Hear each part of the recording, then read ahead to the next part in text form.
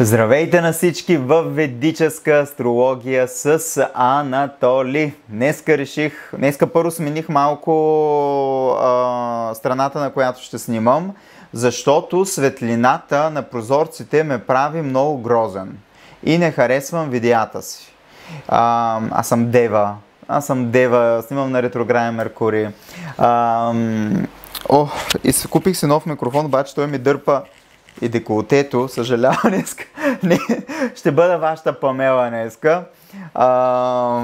Както и да е. И смених малко декора. Виждате вече кухнята отзаде. Няма да гледате прозорците, защото много светлина има навън. То става едно отражение в камерата. И сега малко по да кажем, заглушена светлина ще сложа. Все тая, че виждате отзаде готвено. Няма готвено, всичко съм изчистил. Зодия Дева. Всичко съм изчистил. Мисля, че съм изчистил. И да не съм изчистил, ако е мръсно, простете. Ще говорим за много важни теми, така че гледайте мене, слушайте мене, не гледайте отзаде. Ще говорим за слънчевото затъмнение на 2 октомври. Като това слънчево затъмнение ще бъде много важно. Започвам за 10-ти път това видео, защото изтървам някакви неща и после няма как да ги добавя, така че този път няма да изтърва нищо.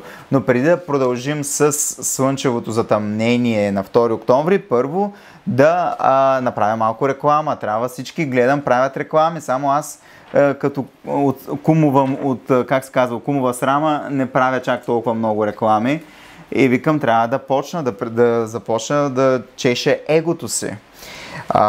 Така, първо за книгите. Аз винаги ги споменавам, но пак ще ги спомена, защото много си ги обичам. Vedic Astrology is in Simple, за всички хора, които говорят английски език, за тези хора, които знаят, имат връзки в издателства, може да ги покажете тези книги, да питате издателите дали искат да ги издадат. Аз като се свързвам с тях, те ни искат, така че ми трябват хора с връзки. Това е Nakshatras in Vedic Astrology. За накшатрите, за съзвездията, прекрасна книга. Много ето, отворих Ардра. Значи имаме тук едни накшатра карти. Като питам нещо, все негативни накшатри ми се падат. Ардра е моята накшатра, между другото, но няма да ви кажа защо. И така, Vedic Astrology is in Simple. Nakshatras in Vedic Astrology is in Simple. Прекрасни книги за ведическата астрология. За сега няма да пиша други книги за ведическа астрология. Ако искате да учите ведическа астрология, може да се запишете и на моя курс за ведическа астрология за начинаещи. Линковете са в описанието под видеото и навсякъде във всички видеа слагам линковете. Ако искате пък консултация от мене, може да ми пишете във Facebook страницата на Ведическа астрология с Анатоли или пък на моя имейл, който също може да намерите долу в описанието на самото видео astrology.coachingno@gmail.com. Имам и арт проекти, даже направих едни много хубави стикерчета, чакай да ви ги покажа. Боже, какъв е този звук? Както и да е. Ето ги стикерчетата. Дано да е нещо навън, да не е аларма вътре. И също така илюстрации с едни прекрасни hash girls. Тоест, аз тръгнах да правя NFT-та и после стигнах до илюстрации и картини. Артистика или нон-артистик. Вътре с рисунки, с мисли, с поезия. Даже имам стихотворение Мармалад от Дюли. Ето. Може вече, ако искате да го прочетете. Имам и японската версия. Japanese version. Така, направих и аз рекламата. После пак ще я направя. Всяко видео ще правя по доста реклама. Може да прескачате и да започваме да говорим. Чакайте да пина и... Ако чувате звук е от вентилатора най-вероятно, но трябва да се диша. Затова искам въздух, Вайо. Нали знаете Вайо? Вайо е бога на въздуха, в който отговаря за Суати Накшатра. Искам Вайо, искам въздух. Говоря простоти, обаче ретрограден Меркурий растете ми. Затъмнението в ведическата и не само в ведическата, и в западната астрология ще бъде на 2 октомври 2024 година в зодия Дева. 15 градус, около 15 градус на зодия Дева. Така че вашия сектор на зодия Дева ще бъде активизиран за следващите 5-6 месеца или 4-5 месеца. Всяко едно затъмнение активизира определен сектор във вашия живот, във вашата карта и последствията са няколко месеца до към следващото затъмнение. Много е важно да видите затъмнението през април 2024, където участва Слънцето, Луната и Раху, северния лунен възел в ведическата астрология, къде ви е ударил, какви събития са се случили и по това ще прецените горе-долу, ще прецените какво точно трябва да се гледа за сегашното затъмнение. След малко ще ви обясня. Така че на 2 октомври Слънцето и Луната се обединяват с Кето. Кето е южния лунен възел. Знаете много добре, че за мен Кето е една от най-тежките планети. Грахас, той де-факто не е физическа планета, а е калкулационна точка, нали така? Защото ми правите забележка, че казвам планети, но във ведическата астрология ние ги наричаме всички Грахас, живи планети. И оттам, или сенчеста планета наричаме Кето и Раху, сенчести планети, и оттам казвам планети, но това са калкулационни точки. Няма да повтарям това постоянно, но да знаете, като кажа планета, не съм чак толкова тъп. Просто не казвам сенчести планети, а планети. Ще се активизира Кето, Слънце и Луна, затъмнението в Дева ще активизира сектора на Дева. Какво е Дева? Девата е изначалния шести дом изначалния шести дом. Шестия знак, който отговаря за здравето, за лечението, за излекуването, за оправянето на проблемите, разрешаване на проблемите, разрешаване на конфликтите. Девата се свързва с това да служиш, да оправяш, да фиксираш. Девата се свързва с непривилегированите хора, с тези, които помагат, променят обществото, помагат на бездомни, на унеправдани. Девата се свързва с изобщо шестия знак и шестия дом се свързва с кармичния дълг, който имате. Шести дом е дома, в който вие ще видите какъв кармичен дълг имате и кармичен дълг, от който вие не може да избягате. Какво друго? Девата, знаете, че е практична, аналитична, изключително чиста. Може да е чиста като душа, чиста като физика и се бори за промяна. Девата е знака, който променя и който върши работата. Трудолюбив знак. Какво е Кето? Кето е южния лунен възел, както казах. И южния лунен възел се свързва с духовното извисяване. Свързва се с освобождаването от материалния свят, с откъсването от всичко материално, с болка, тъга, които водят до духовно израстване, които водят до развитие, духовно развитие. Кето е мокша-карка, се казва, индикатор на духовно развитие. Свързва се с болести, с окултно, с магия, с вещерство, с илюзии, свързва се с нелечими болести, свързва се с лечение, лекуване, хилинг, излекуване на рани, лекуване на миналото, свързва се с миналото. В ведическата астрология Кето е планета, която ви показва какъв си бил в предишния си живот. С изолация, с самота се свързва Кето, може да се каже с хора, които се изолират от материалния свят, се свързват с Кето. Но също така Кето е тероризъм. Кето е висша форма на Марс. Т.е. всичко, което е като агресия Марс, при Кето е умножено. Свързва се с терористични атаки. Затова другата година около юли-август трябва да сте много внимателни, защото Кето и Марс се срещат в Лъв. И там ще има някакво световно събитие със сигурност. Кето се свързва с вашата карма. И интересното е, че Кето, планетата на лечението, на лекуването, на излекуването на душата, отива в знака Дева, в който, т.е. е в знака Дева, който пак се свързва с лекуване, с излекуване, с кармичен дълг. И това ми говори, че през следващите, това затъмнение може да доведе до много във вашата карта, там където е вашия сектор, да се плати определен кармичен дълг или пък да се излекува някаква рана в този сектор, където се намира вашата дева. И, кармичният дълг вече зависи от вашите души. Няма как да направим генерална прогноза. Каквото сте посяли, такова ще пожънете, както се казва.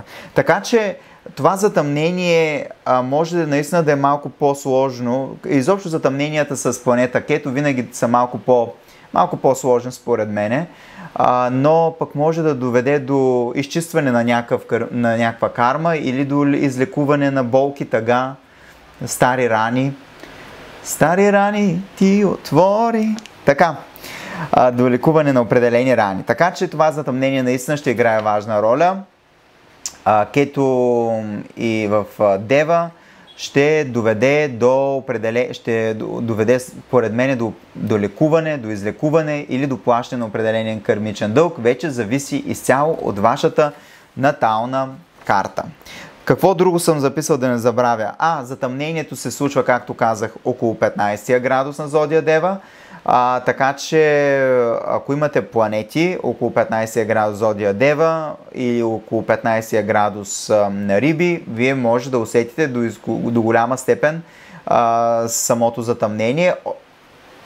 Имам предвид около 2 октомври.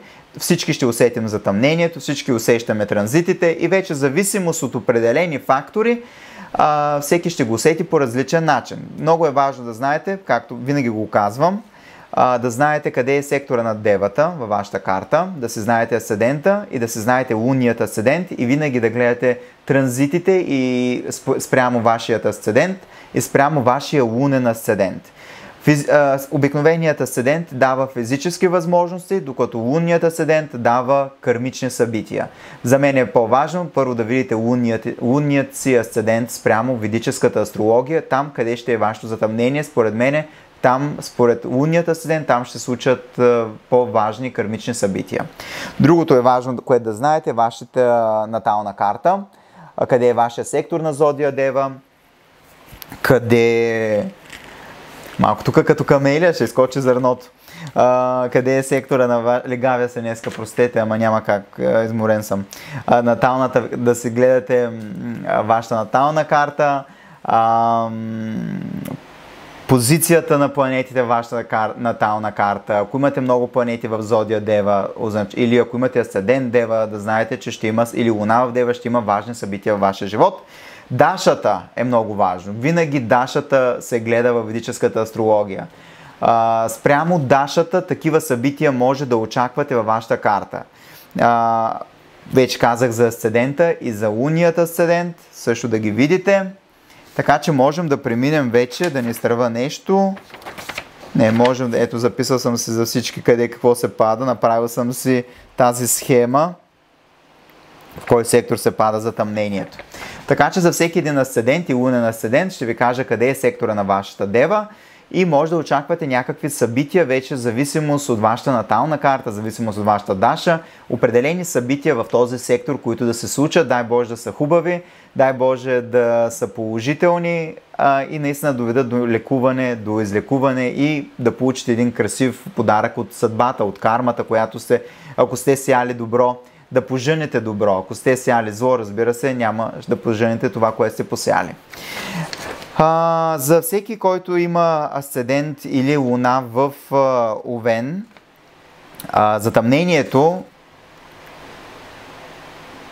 затъмнението ще се случи. Забравих само да кажа, че между другото на 15 градус в Зодия Дева се намира една фиксирана звезда, за която съм писал в Nakshatra Synvedic Astrology в моята книга и тази се свърза с тъга, с една звезда, която води до disgrace, как да го преведа това, до, да кажем, тъга и негативни събития, което малко, нали, е по-тревожно, но също така тази звезда се свързва с вдовици и мъже вдовец, множественото на вдовеца не знам какво е, се свързва с тях и много често, ако имате планети около 15 градус на зодия Дева, вие може да сте вдовец или вдовица, или пък да има някой от вашите партньори да изчезне. Може и физически, може и по-абстрактно да говорим. Не просто, нали, да не сме чак толкова буквални. Та, сега, почваме с асцендентите. За всички хора, които имат асцендент и луна в Овен, затъмнението ще бъде във вашия 6-ти дом, т.е. там, където е изначално Девата. Както казах, 6-ти дом се свързва с здраве, свързва се с рутина, с работа, с лекуване, онеправдани хора, конфликти, проблеми. Така че определено трябва тук да сте по-внимателни с вашето здраве, с рутината, която живеете, с работата, която работите. Тук могат да бъдат активизирани определени събития, свързани с конфликти, врагове, с здравето, с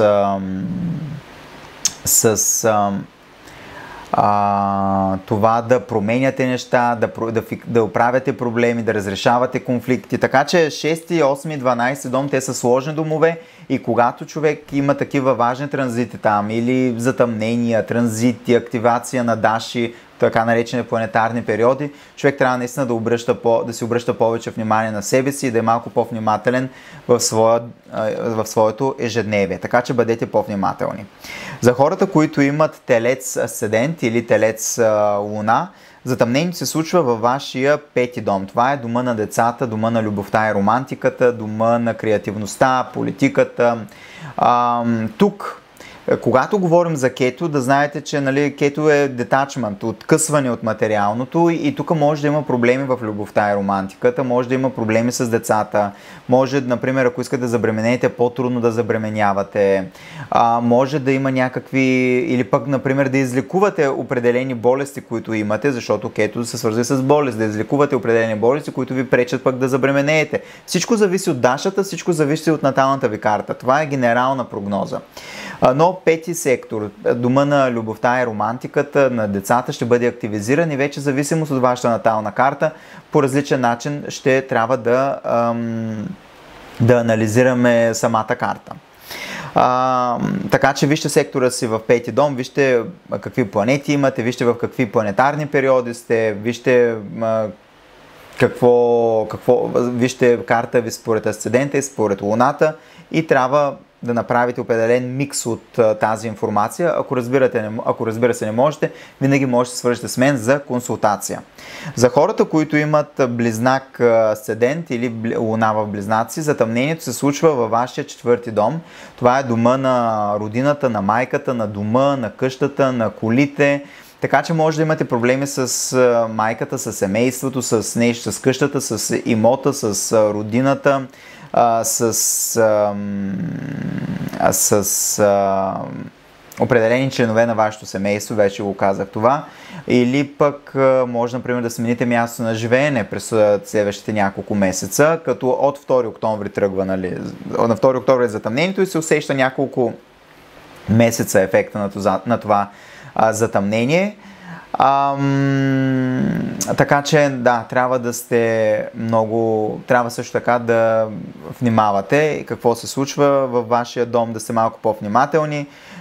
Може би не е най-добрият период да се купуват коли или да се купуват нови уреди, да се правят големи ремонти или пък да ви се наложи да правите големи ремонти. Разбира се, сега ако имате желание да си купите коли, няма да чакате следващата година да мине ефект на затъмнението, ами ще действате, разбира се, просто казвам къде се активизира вашия сектор на зодия Дева. Но определено неща, свързани с род, родина, дом, ще играят важна роля следващите няколко месеца.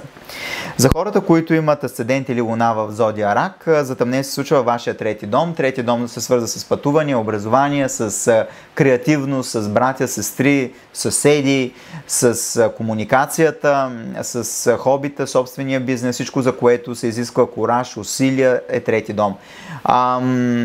трябва, ако например имате собствен бизнес, трябва да сте малко по-внимателни, трябва да имате по-духовни хобита, да внимавате с вашите братя, сестри, с най-близкия ви кръг във вашето там място, където живеете, да сте малко по-внимателни. Може да има проблеми там. Ако искате пък да издавате книги, например, или да учите нещо, сега е прекрасен момент. Може пък от друга страна да имате проблеми с образованието, ако вече още учите. Хората, които имат по-духовно хоби, например, могат да го направят собствен бизнес през този период. За хората, които имат асцендент Лъв или Луна в Лъв,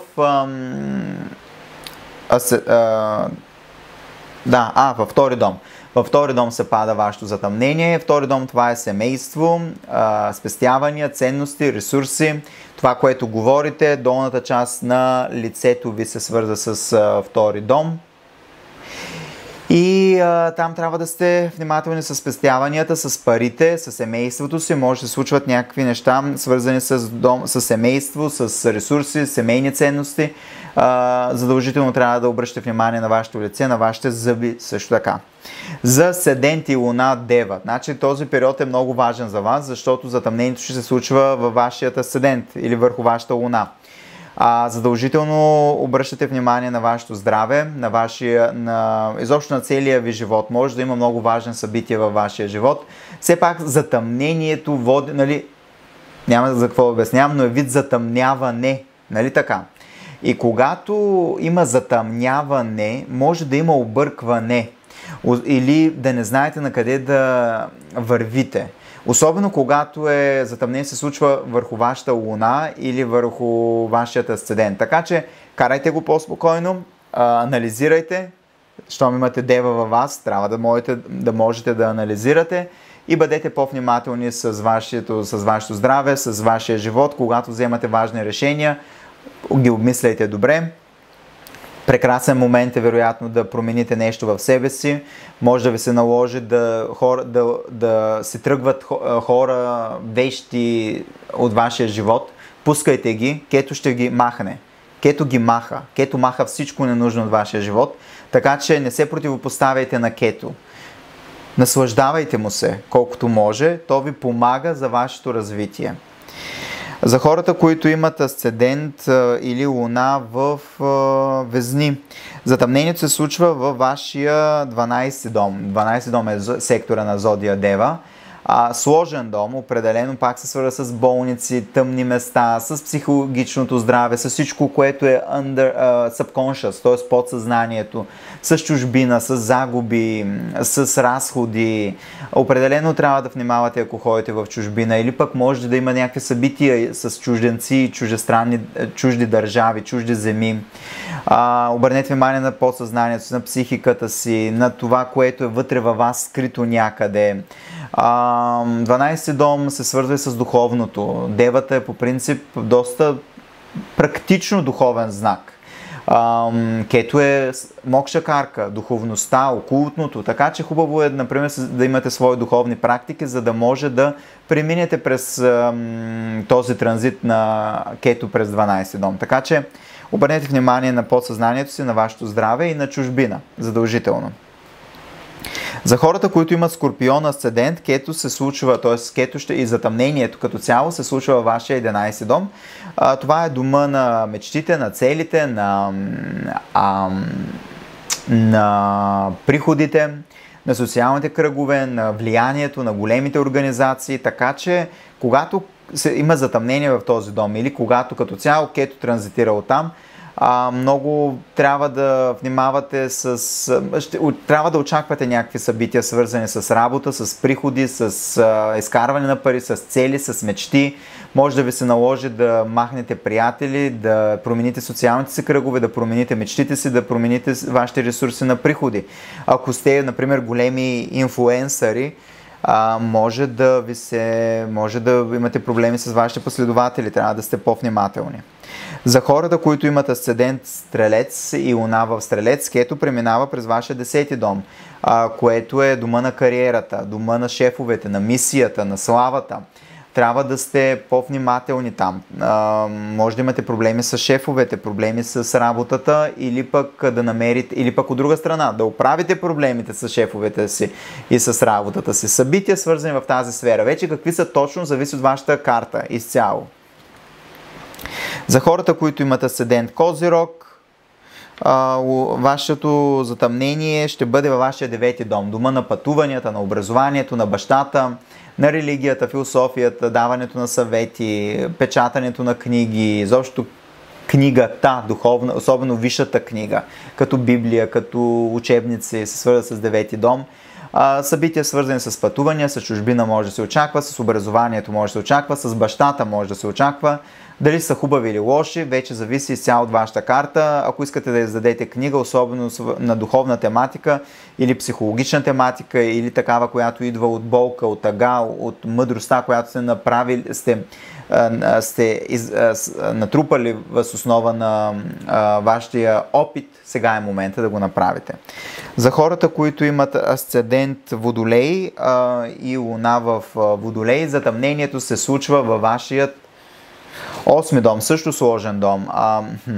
Дом на смъртта, трансформациите, промените, прераждането, всичко скрито, невидимо, психологията, окултното, чуждите пари. Така че сектори в тази неща, свързани с този сектор, може да очаквате, може да се случат във вашия живот, големи трансформации, големи промени. Може да не са чак толкова хубави, но да доведат до хубав резултат. Всяко зло за добро, както са казали хората. Но трябва да сте по-внимателни, особено ако да няма някакъв инцидент. Ако имате някакви тайни, също така всичко, което е изровено, може да излезе на повърхността. Само да знаете.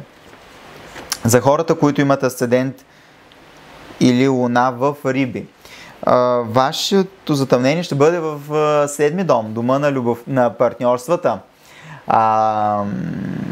дома на бизнес партньорствата, дома на чуждите, на другите хора като цяло, на масата.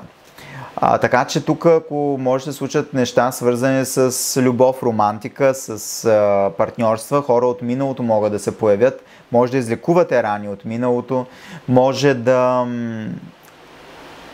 имате проблеми в брака или пък напротив, ако имате хубава карма и хубава натална карта, рождена карта, може пък да сключите брак, защо не?